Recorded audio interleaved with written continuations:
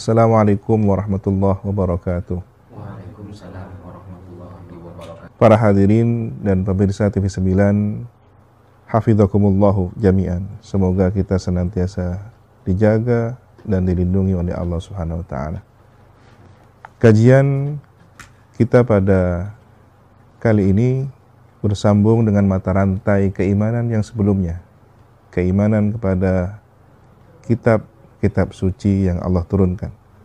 Ketika Allah berkehendak ingin menyampaikan suatu petunjuk ajaran kepada umat manusia dengan mengutus para malaikat dan menyiapkan satu konsep ajaran dalam kitab suci, maka dibutuhkan satu lagi mata rantai untuk menyempurnakan tugas mulia ini dari bangsa manusia itu sendiri.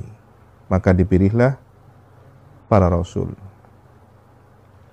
Jadi peran seorang rasul dalam menjelaskan ajaran agama yang terkandung dalam kitab suci ini adalah bagian peran dari mata rantai keimanan yang wajib kita yakini, wajib kita imani. Ketika terputus mata rantai ini, maka akan berpengaruh kepada mata rantai berikutnya. Seseorang misalkan mempertanyakan, meragukan kerasulan dari sejumlah nabi rasul yang ada, ini sama halnya meragukan kitab suci yang diajarkan. Begitu seterusnya sampai pada puncak terakhir, meragukan siapa yang mengutusnya. Dan ini yang paling bahaya, kekufuran kepada Allah Subhanahu wa ta'ala. Oleh karena itu, keimanan kepada para rasul adalah suatu kewajiban. Allah Subhanahu wa ta'ala tidak menerima iman seorang hamba yang menyatakan bertauhid kepadanya, sehingga ia harus menyatakan keimanan kepada para rasul. Perhatikan teks kalimat ini. Tauhid kepada Allah tidak sempurna tanpa disempurnakan dengan iman kepada para rasul. Terkoneksi. Dan bersyahadat kepada risalah mereka. Maka ketika kalimat asyhadu an la ilaha illallah ini dibacakan, akan menjadi sempurna saat diikuti dengan wa asyhadu anna Muhammadar Rasulullah. Bagaimana kita bisa menyatakan la ilaha illallah, ay la ma'budu bihaqqin, tidak ada yang berhak disembah illallah kecuali Allah, setelah kita mendapatkan ajaran Muhammad Rasulullah? Pintu masuknya Muhammad Rasulullah. Isi dari ruang ajaran itu adalah la ilaha illallah. Siapa yang kemudian beriman kepada satu bagian, tidak dilengkapi dengan bagian yang lain, maka orang ini adalah kafir. Statusnya sangat beresiko sekali kepada kesempurnaan imannya. Allah Subhanahu wa ta'ala menegaskan, innal ladzina yakfuruna billahi wa rusulihi wa yuriduna an yufarriqu bainallahi wa rusulihi wa yaquluna nu'minu bi ba'di wa nakfuru bi ba'di wa yuriduna an yattakhidhu baina dzalika sabila ulaika humul kafiruna haqqan. Tegas ayat ini mengancam memberikan satu hukuman kekufuran kepada siapa yang membedakan Allah dan Rasulnya. Beriman kepada para Rasul wajib secara ijmal, secara keseluruhan, dan mengenal satu persatu yang telah disebutkan oleh Al-Quran. Di samping kita mengenal jumlahnya yang secara keseluruhan, apakah itu disebutkan dalam satu riwayat atau ada berapa jumlah riwayat lainnya, secara global, ijmal, kita beriman bahwa ada para nabi, ada para rasul. Tetapi lebih khusus lagi, lebih spesifik lagi, satu persatu nama mereka yang disebut dalam Al-Quran wajib kita imani. Semisal kita beriman kepada Nabi Adam, Nabi Idris, Nabi Nuh, Nabi Hud, Nabi Saleh, kemudian Nabi Ibrahim, Nabi Ismail, Nabi Ishak, Nabi Yakub, Nabi Yusuf, Nabi Lut, kemudian Nabi Ayub, Nabi Shu'aib, Nabi Musa dan Nabi Harun, Nabi Yunus serta Nabi Daud dan Nabi Sulaiman, Nabi Zakaria, Nabi Yahya, Nabi Isa, Nabi Ilyasa, Dzulkifli, dan kemudian baginda Nabi Muhammad SAW.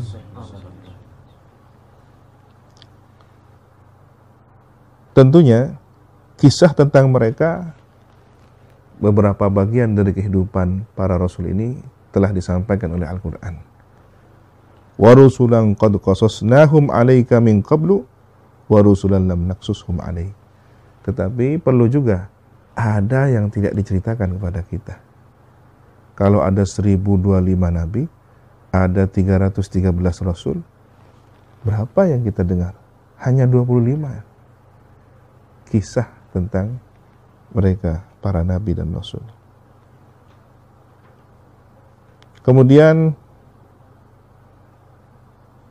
setiap umat ini memiliki ketersambungan ajaran kepada masing-masing nabinya. Ada proses bersyahadat di setiap zamannya. Syahadat umat Nabi Musa, kemudian syahadat di zaman Nabi Sulaiman. Begitu juga dengan syahadat di zaman Nabi kita, baginda Nabi Muhammad SAW. Sangat penting sekali. Ketika keimanan kepada Rasulnya bermasalah, maka tentu bermasalah keyakinan dan keimanannya kepada Allah Subhanahu wa taala. Pada segmen berikut ini kita akan mengkaji tentang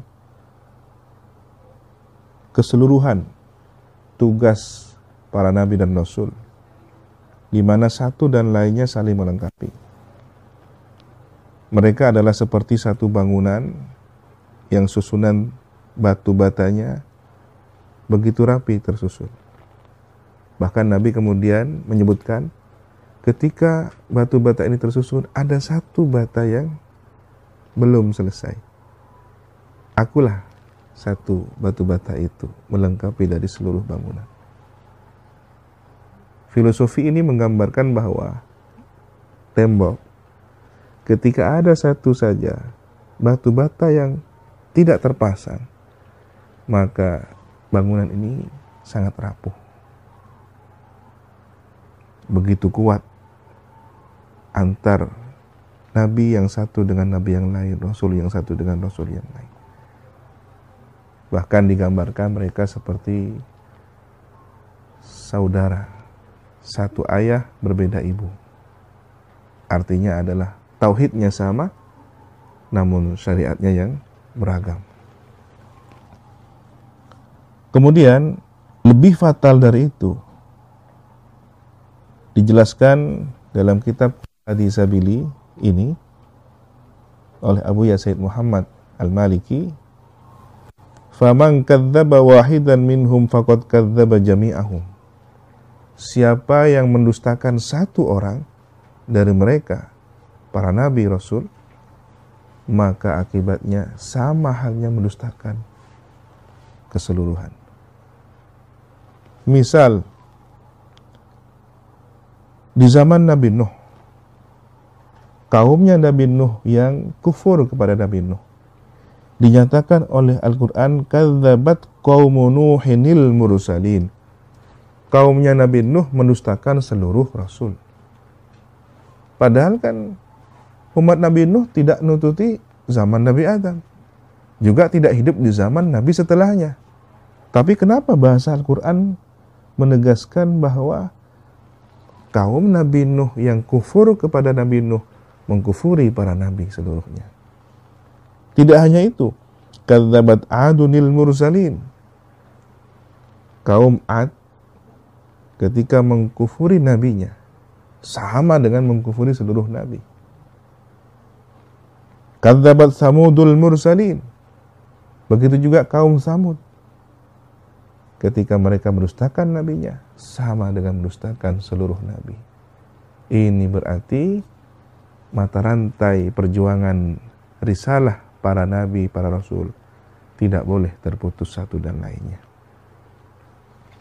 Ketika kita beriman kepada baginda Nabi Muhammad SAW, maka adalah kewajiban untuk beriman kepada para nabi yang lainnya. Ketika seseorang membeda-bedakan imannya kepada satu nabi dengan nabi yang lain, maka sekali lagi ini bukan keimanan. Oleh karena itu, tidak boleh kita mendustakan satupun nabi. Lebih rendah dari itu, baginda Nabi Muhammad tidak suka beliau dibanding-bandingkan dengan nabi yang lain.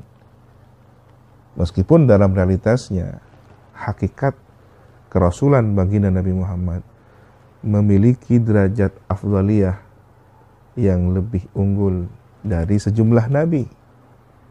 Namun dengan ketawaduan beliau dan rasa hormat tinggi beliau kepada para nabi, para rasul yang lain, beliau tidak berkenan umatnya berlebihan membanding-bandingkan dengan para nabi yang lain. Setiap nabi, setiap rasul memiliki keistimewaan, memiliki peran dan tugas serta tantangan yang berbeda. Apakah hikmah yang perlu kita renungkan dan kita amalkan? Jika penerus perjuangan para nabi ini adalah al-ulama, maka ulama tentu harus saling melengkapi satu dan lainnya. Ketika kita adalah murid dari seorang ulama, maka kita jangan membanding-bandingkan satu ulama dengan ulama lainnya, tetapi lihatlah sudut pandang, tugas dan keistimewaan masing-masing dari ulama itu. Romo Yai Fulan, beliau alim ilmu fikih. Yai Fulan, alim di bidang tauhid. Pak Yai Fulan, beliau cakap dalam bertabligh, menyampaikan ceramahnya.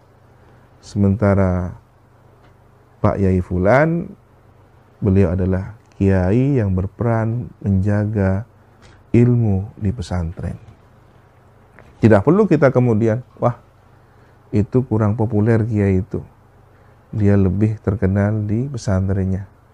Yang ini tidak pandai berbicara tentang wawasan kenegaraan. Yang itu tidak perlu kita membanding-bandingkan. Karena setiap kiai, setiap ulama ada peran tugas yang dimiliki.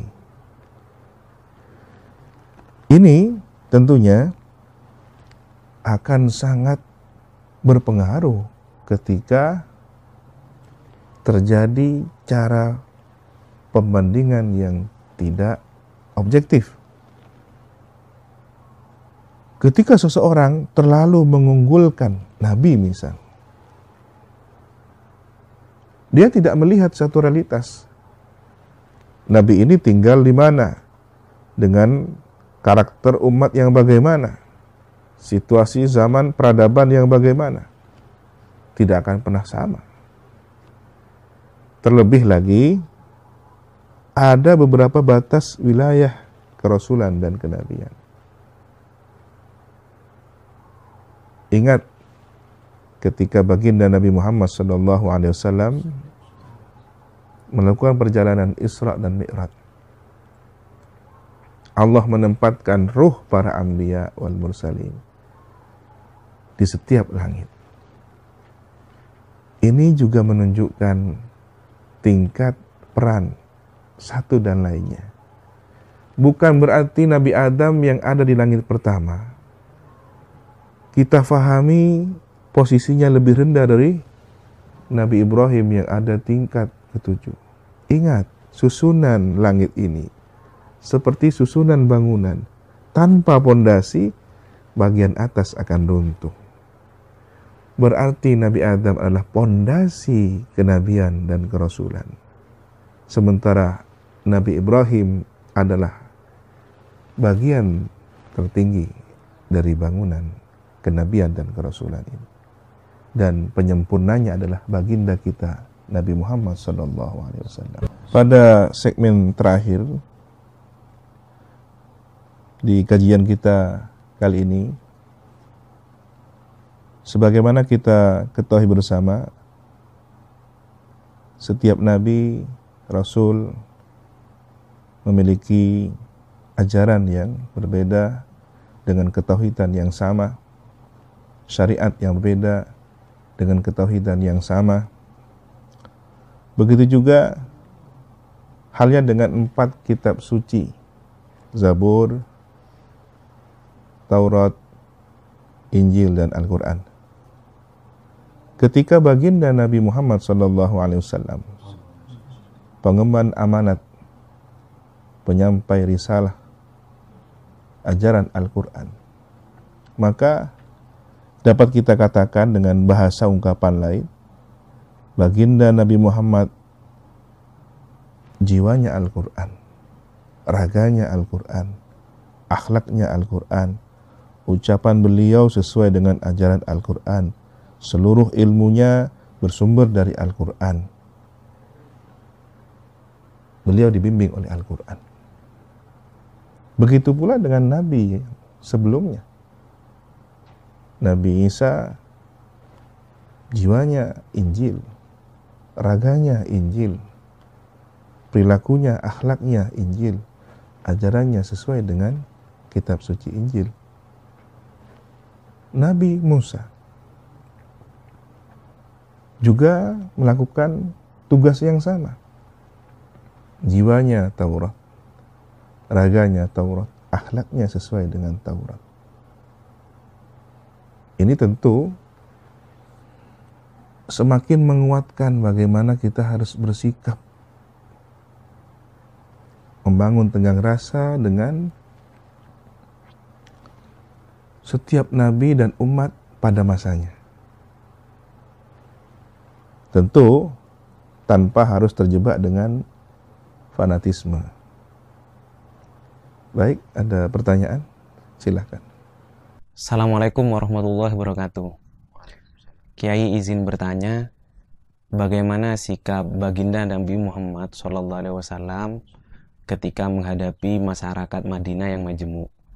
Kemudian dikaitkan dengan penganut agama-agama sebelumnya tentang fanatisme yang terjadi pada waktu itu. Jazakallahu khairan. Barakallahu fikum, pertanyaan yang luar biasa. Ini sangat menentukan kondisi kehidupan kita hari ini dan seterusnya. Mungkin kita geser, seolah kita hidup di zaman periode Madinah, di saat Nabi berhijrah dan hidup dengan komunitas yang beragam, ada kebinekaan yang terbangun di sana. Apakah yang dilakukan baginda Nabi Muhammad SAW?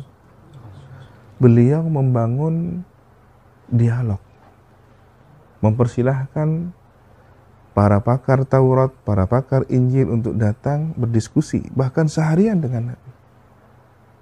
Di mana kesamaannya? Ada beberapa hal yang perlu dikoreksi. Tentu inilah yang seharusnya menjadi inspirasi seluruh umat manusia, terutama para pemimpin. Bukankah kita mendengar para pemimpin hebat di dunia ini, seperti Mahatma Gandhi, terinspirasi dengan sikap toleransi Nabi?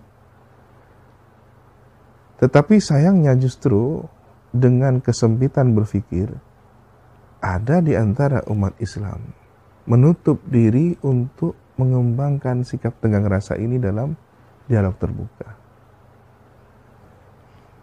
Mengenai fanatisme yang terbangun dari pemahaman ajaran umat terdahulu, itulah tugas utama baginda Nabi Muhammad SAW. Bahwa ketika seseorang beriman kepada Nabi Musa, kemudian dia beriman kepada Nabi Muhammad, ini bukan mengurangi cintanya dia kepada Nabi Musa, bukan mengurangi cintanya dia kepada kitab Taurat, tetapi menyempurnakan cinta itu menjadi satu bingkai yang indah. Demikian pula dengan orang yang beriman kepada Nabi Isa, beriman kepada Injil. Ketika dia beriman kepada Nabi Muhammad, bukan kemudian menduakan, tetapi melengkapi cintanya. Kenapa? Karena Nabi Musa, Nabi Isa membenarkan kedatangan Nabi Muhammad SAW, dan Nabi Muhammad membenarkan risalah kenabian para nabi dan rasul sebelum beliau. Sebaliknya, justru ketika seseorang memotong cinta ini, maka dia sudah membagi-baginya. Saya hanya mengambil bagian ini saja. Ada bagian yang tidak utuh. Oleh karena itu, sekali lagi kita kembali pada gambaran awal. Para nabi dan rasul adalah saudara. Diumpamakan satu ayah berbeda ibu. Untuk melengkapi keluarga besar ini, maka harus melihat peran dan tugas masing-masing tanpa membeda-bedakan. Apalagi kemudian memutus kekeluargaan ini. Ini bukan. Ini dikeluarkan dari keluarga besar ini. Tak bisa. Kalau kita sebagai umat Nabi Muhammad kemudian memotong mata rantai kenabian, wah, Nabi Fulan bukan Nabi, Nabi Fulan bukan Nabi, padahal sudah disebutkan oleh Al-Quran, berarti kita tidak beriman satu bagian dari Al-Quran. Begitu indahnya kebersamaan. Jadi Islam adalah ajaran kebersamaan. Di setiap zaman, di setiap periode, ada tokoh, ada nabi dan rasul yang berperan, bertugas sesuai dengan perintah Allah Subhanahu wa taala. Menghormati seluruh para nabi dan rasul dengan ajaran di situasi yang berbeda adalah bentuk cinta kita, keimanan kita kepada nabi kita, Nabi Muhammad SAW. Oleh karena itu, marilah bangun kebersamaan ini dengan semangat keimanan kepada seluruh para rasul yang diutus oleh Allah tanpa membedakan satupun di antara mereka. Semoga ini menguatkan rasa kebersamaan kita meski berada dalam kebinekaan. Wassalamualaikum warahmatullahi wabarakatuh.